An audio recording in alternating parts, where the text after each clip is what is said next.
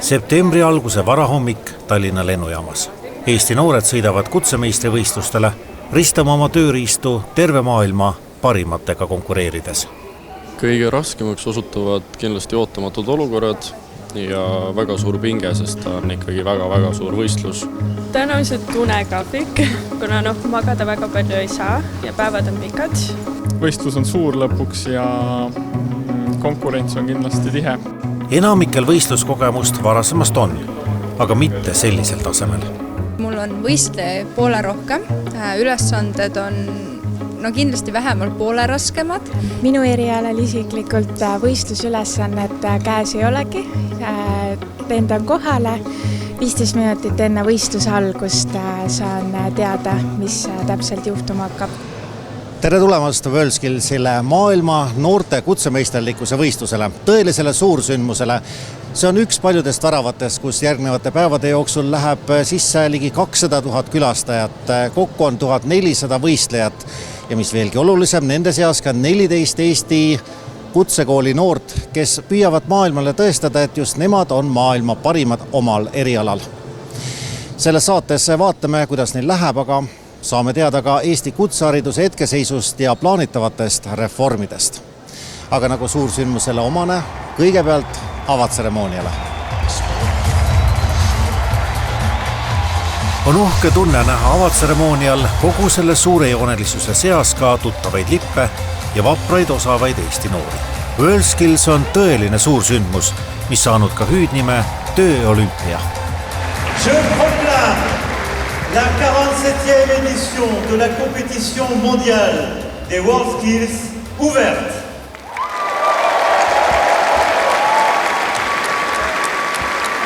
Päris suur on see üritus ja päris vägev värk nagu. Pole siukest kogemust elu jooksul olnud, nii et see võistluspäevad tulevad väga pingelised. Valmisolek on hea, tegelikult ei ole kohale isegi jõudnud, et need maailmameistrivõistlused on, nii et eks ole homme näha, kuidas läheb ja mis on. Võrreldes Euroskillsiga on konkurents on kindlasti palju kõvem, on rohkem võistlejaid ja ikkagi kogu üle maailma. See on väga palju suurem, kui ma arvasin ja üldse, veel ei ole sõnu. Konkurente on päris palju, kuid saame hakkama ja tuleb lihtsalt endast parim anda. Ja eestlased on alati väga kõvad olnud, nii et meie üldse selle pärast muretsema ei peaks. Üks neist enesekindlatest noortest nendib 4 päeva hiljem lõpuvile kõlades, korraga nuttes ja naerdes, et ta ei uskunud, et ta hakkama saab. Ja täpselt nii nagu avashow etendused kõikusid uskumatu ja usutava piiril, sai selline olema ka eelseisev võistlus. Saame nüüd lähemalt tuttavaks, millistel erialadel Eesti osaleb. Kokku on 14 noort, aga 11 erialal, sest 3 võistlust on paarisvõistlused. Kuid käime nüüd hallis ringi ja vaatame, kes on kohal. Muidugi on Eesti esindatud IT-erialadel, lausa 3 alal. Küberturvalisusalal võistlevad Eveli Mikker ja Rikko Andreas Lepp, tarkvaraarendaja Erki Pärna ning IT-süsteemide spetsialist Tauri Reinike. Keerulise elektroonikaga peavad tegelema mehhatroonikud Kevin Lindlaan ja Rasmus Lepik. Milles seisneb üldse mehhatroonikute eriala? Mehhatroonikud tegelevad näiteks mehaaniliste asjade kokkupanemisega, mingid ajamid, elektrimootorid ja asjad ja siis lõpuks selle programmeerimisel, et terve süsteem hakkaks ilusti tööle.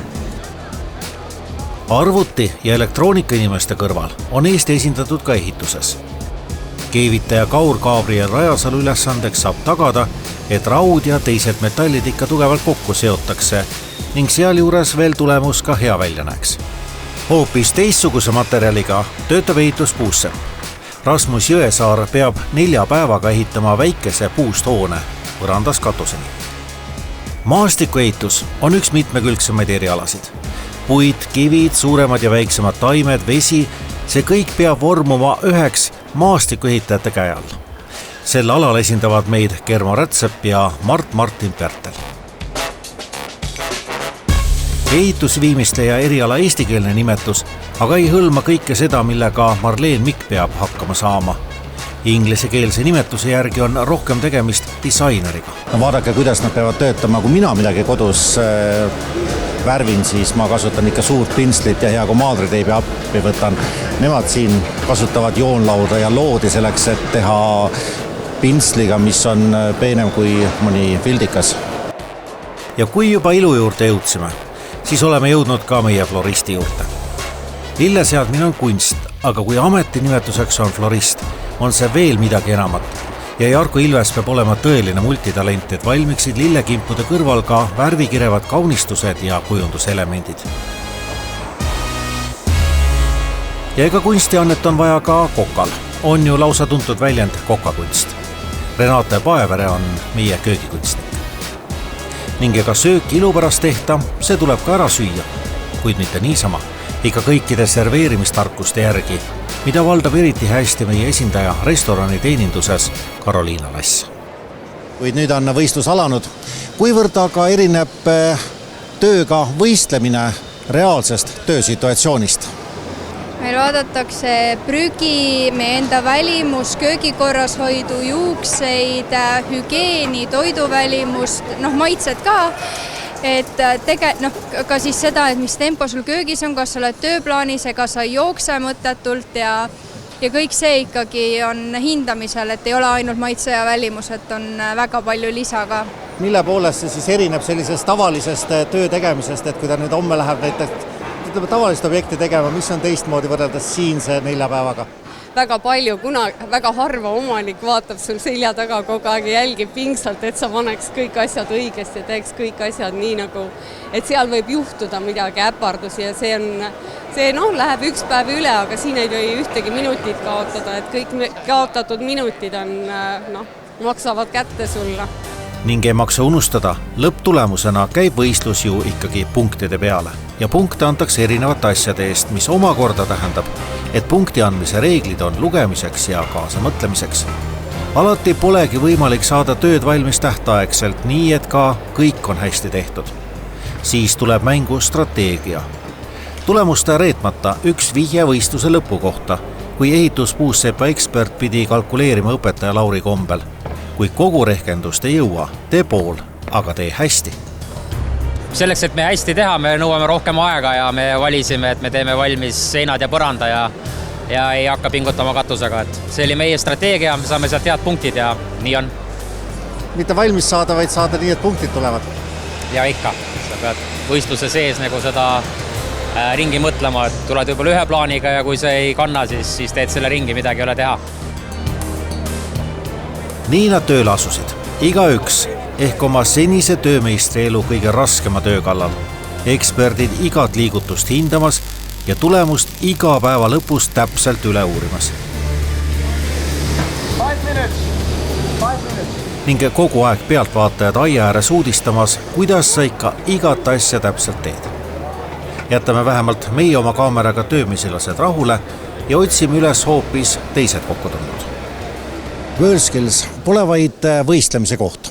Siin on ka konverentsid kõigile neile, kes korraldavad kutseharidust erinevates riikides ja püüdsime siit koosolekute vahepeal kinni ka Eesti kutseharidusreformi juhi ja tema meeskonna, et uurida, mida kujutab endast siis see palju räägitud kutseharidusreform, mida Eestis parasjagu läbi viiakse.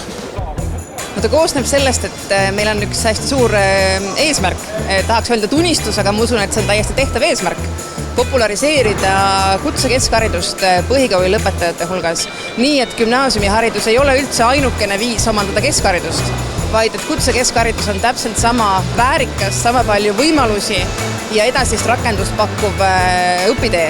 Ja seda me püüamegi teoks teha, et põhikooli noored valiksid rohkem kutseharidust. Öelda, et miski võiks olla populaarsem, muidugi ainuüksi ei mõju.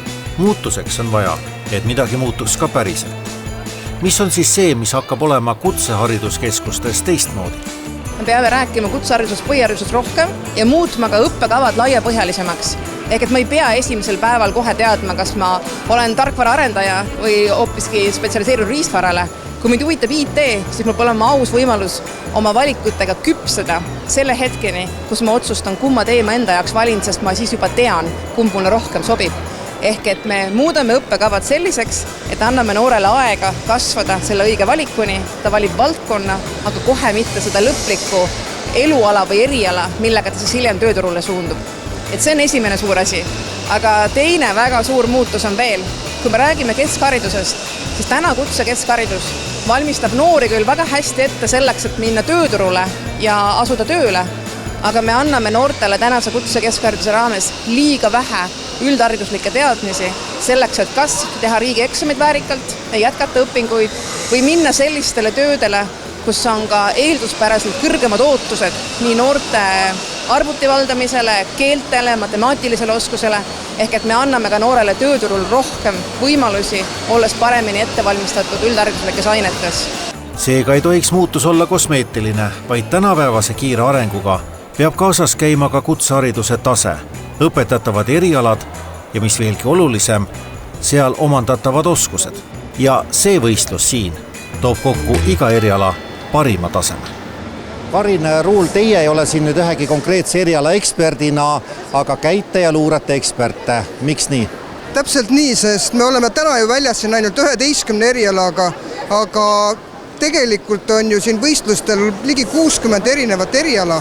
Kuna me käimas on kutseharidusreform, siis me töötame välja uusi õppekavu.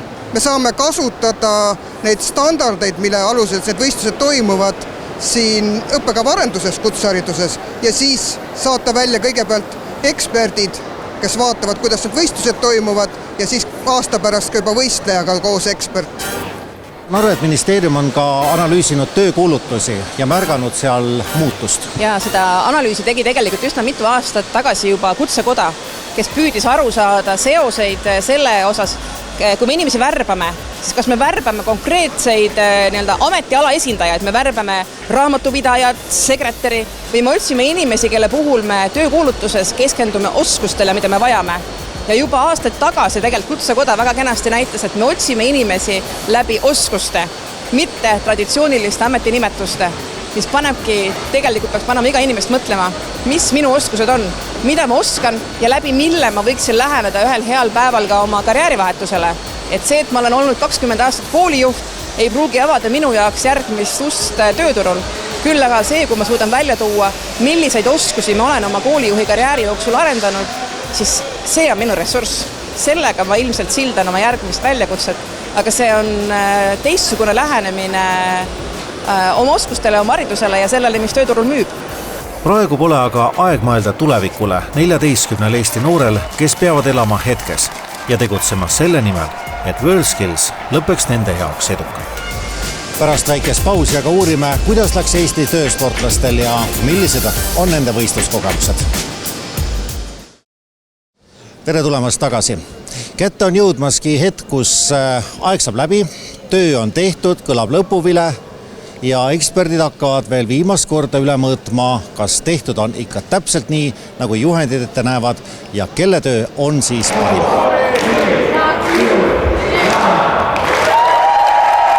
Kindlasti on nende võistluste kõige emotsionaalsem hetk see, kui kõlab lõpuvile ja olgu töö milline tahes, rohkem seda puutuda ei tohi.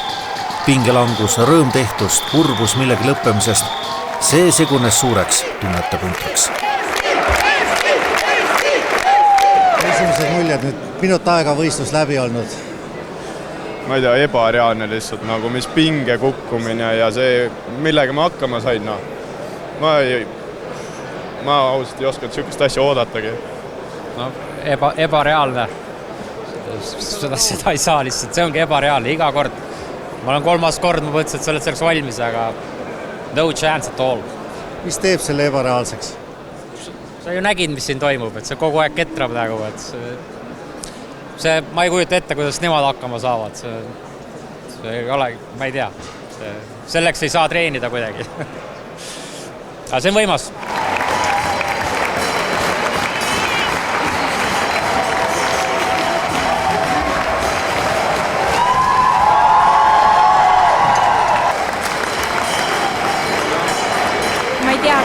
Keegi seda klippi veel mäletab, aga sometimes lose, always win.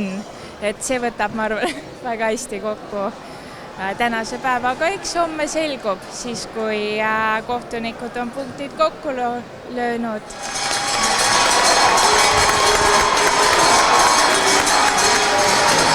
No võistlus on minut aega läbi olnud, ma saan su rõõmsast olekust aru, et oled ise rahul. No mina olen viimase tööga eriti 100% rahul, teised tööd võib-olla on nii ja naa, aga eks lõpp on ikkagi kohtuniku otsustada. Jah, ma kallistan sind ka väga-väga tubli. Võistlus on läbi, kirjelda oma tundeid nüüd.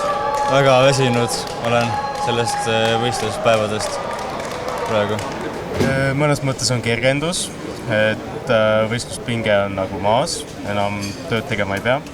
Kuigi nüüd on ärevusootus punktide suhtes, et palju neid punkte lõpuks kokku sai koguda. Kuidas sul võistlus läinud on? Loodetavasti läks hästi, et ei tea kunagi, kuidas läks, aga mul on head tunded, et ma see sain. Ja... Mille poolest siin võistlemine erines nüüd sellest, mis sa igapäevaselt teed? Siin näiteks ei saa internetti kasutada kunagi, kui abi on vaja väikeste asjadega ja see on palju keerulisem ka. Ei maksa arvata, et kokad teevad ainult uhkeid toite. Viimane võistlus käib omleeti tegemise peale.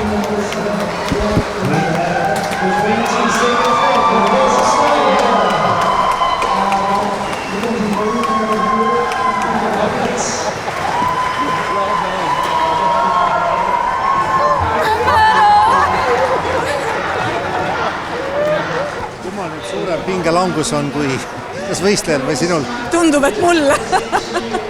Ei, läbi selles mõttes, et kõik on tehtud, see viimane ülesanne oli nagu tõesti väga selline närvesööv, et me seal taga kõik ekspertidega närisime küüsis, sest me ei teadnud ju, kuidas välja tuleb. Kõik on läinud nii, nagu me oleme harjutanud ja otseselt mingit suurt õnnetust või mingit siukest, et midagi oleks ära jäänud või oleks õudselt üle aja läinud, et tegelikult midagi sellist ei olnud. Pigem hästi ikka. Ma saan aru, et mõni köök pandi ikka põlema? 2 kööki pandi teisel päeval põlema. Aga mitte sina? Mitte mina õnneks. Palju karistuspunkte saab köögi põletamise eest? No ma arvan, et kuna see on seal turvalisuse all, siis võib turvalisuse punktid lüüa nulli, ehk siis võib kaotada oma jagu punkte.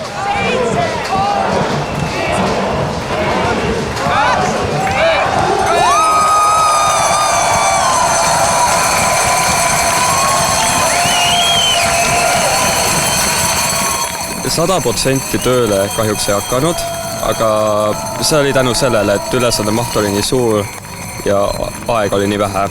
Ja päris paljudel tekkis see probleem, et aega oli vähe seal. Tööd tehakse viimase hetkeni.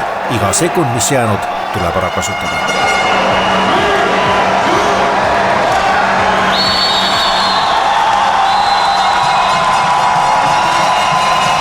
Töö on tehtud, kuidas ise rahule jäite? Oleks võinud paremini minna, aga liiga kiireks läks, et paremini teha. Paar asja oleks võinud olla, mis oleks olnud paremad, aga ikka juhtub, pinge oli peal. Tegelikult on ilus töö ja tegelikult me oleme palju vaeva näinud, et asi täppis oleks, et tegelikult saame rahul olla selle neljapäevase pingutusega. Ma olen väga rahul, ma tunnen, et mul läks hästi. Et ma ei oleks saanud midagi paremini teha. Et ma andsin endast kõik ja läks hästi. No see 4 päeva on võib-olla selle ränkraske töö lihtsalt tulemus, et mida me siin presenteerime, aga rasked tööd on tehtud ikka mitu aastat. Neis intervjuudes kumas läbi, et keegi ei tea täpselt oma tulemust. Arvata võib kõike, aga lõpuks otsustavad eksperdid, kuidas punkte jagatakse. Ning punktegi lüüakse kokku nii, et vaid piiratud ring inimesi teab lõpptulemust. Need öeldakse välja lõputseremoonia. Kuid siinse võistluse tulemus ei ole ainult võistluse tulemus. Lisaks võistlejatele, ekspertidele, õpilaste juhendajatele on kohal ka väga palju koolijuhte ja kutseõpetajaid Eestist pealtvaatajatena. Tegelikult ma annan aru, et öelda pealtvaataja on alahindamine. Õigem väljend oleks vast sellised tähelepanelikud uurijad, et mida annaks siit kaasa võtta ja kodus rakendada. Eks annab võimaluse meile saada teadmisi, mis toimub maailmas, teha midagi koos teiste koolidega, teiste õpilastega. Samuti annab see meie töömaailmale kindlasti indu juurde. Samas on see väga oluline meie riikliku projekti juures, mis on Inseneriakadeemia. selle täitmise, selle korraldamise juures, samamoodi aitab see meil parandada tööjõuturul tööjõuvajadust. Ehk me saame teada, mis toimub laias maailmas, et seda rakendada ka oma kodumaal.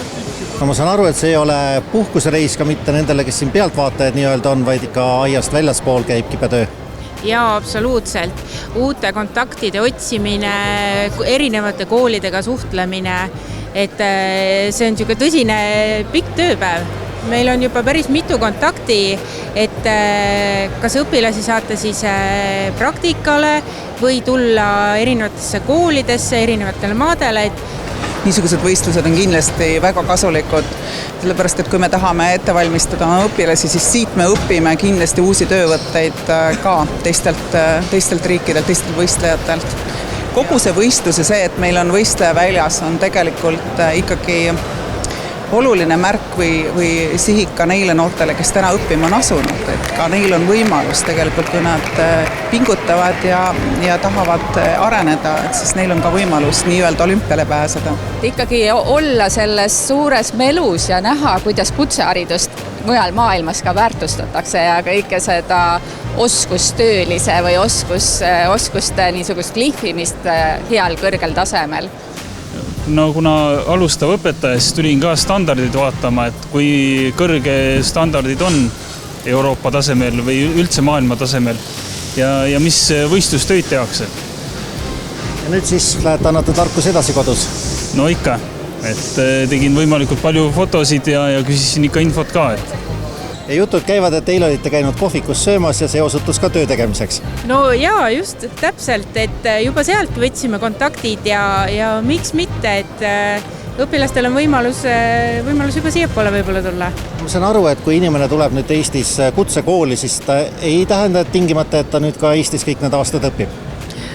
Jaa, kindlasti, et esimesena kohe praktikavõimalused, et nad saavad enamjaolt siis ikkagi Euroopa riikides, erinevates siis linnades käia ja uusi kogemusi ammustada.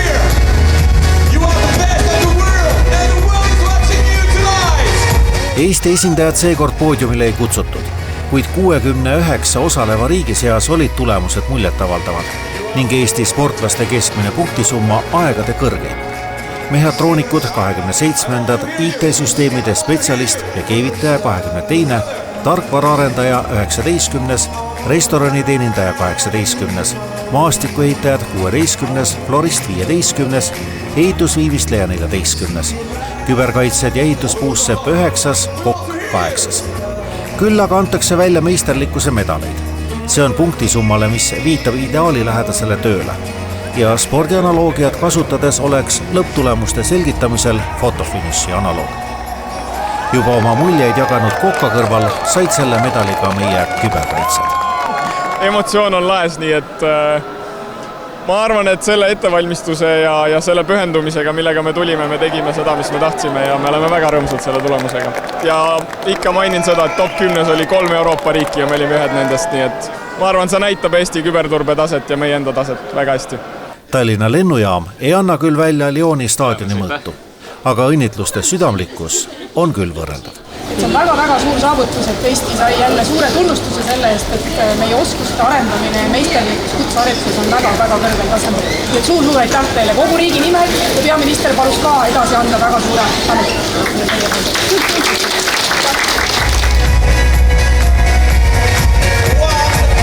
WorldSkills toimub taas 2 aasta pärast. Järgmisel aastal toimub samalaadne regionaalne võistlus Euroskills. Ja taas kord kõlab võistlustel hüüe Eesti nimel.